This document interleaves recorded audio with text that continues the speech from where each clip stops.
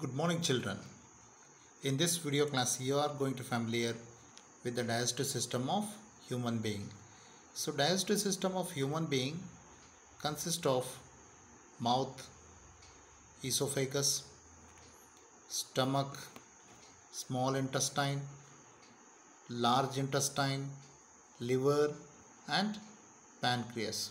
Apart from these parts, digestive system of human being also associated with certain glands. So they secretes chemical substances which are known as biocatalysts or enzymes. I will explain the enzymes in detail in the next video session. Before that, you try to understand the basics of the digestion process. So digestion actually in human beings involves the intake of food, which is known as ingestion. That means what? Taking food into the alimentary canal is called ingestion, and that taken food gets simplified by process which is called as digestion. After the digestion, it becomes in molecular form. So the nutrients formed due to the digestion are absorbed in the small intestine through villi and microvilli, and those molecules are utilized for the various activities of a life process. And here the absorbed nutrients are gets converted into protoplasm.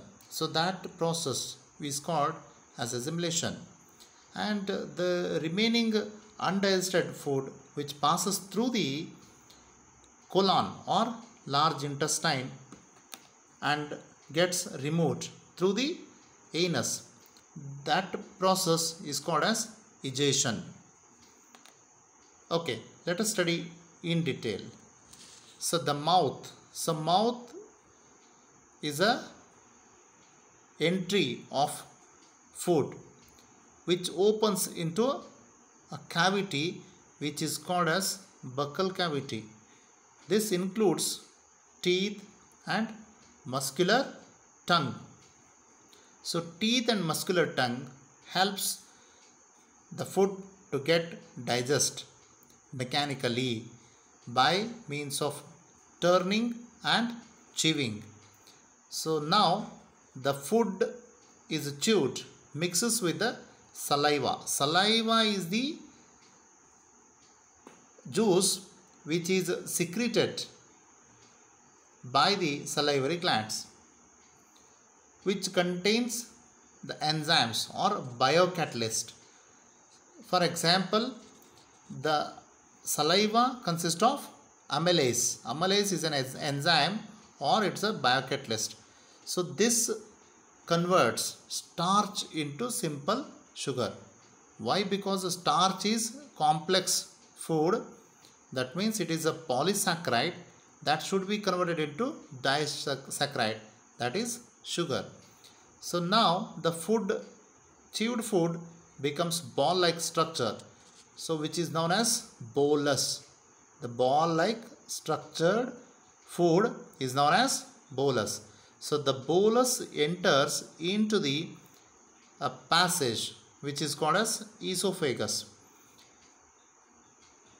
and due to the contraction and relaxation of the muscles of esophagus, that makes food to move downwards and enters into the stomach. So stomach is a bag-like muscular organ which stores and digests the various food particles into simpler one.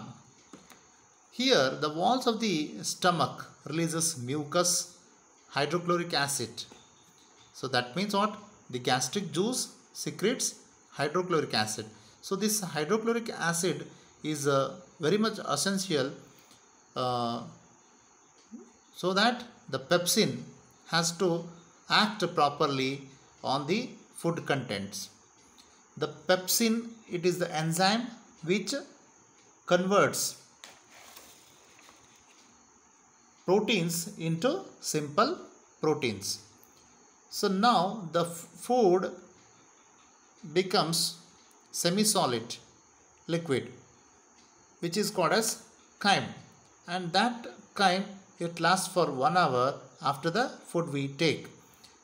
So now the chyme enters into the first part of small intestine, which is called as a duodenum.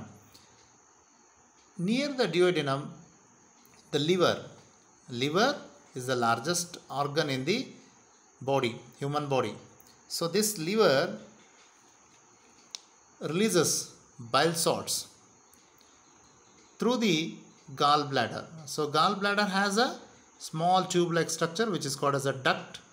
Through that duct, so liver releases bile salts. Here liver performs various activities, but in case of the digestion, it emulsifies the fats, vitamins, etc.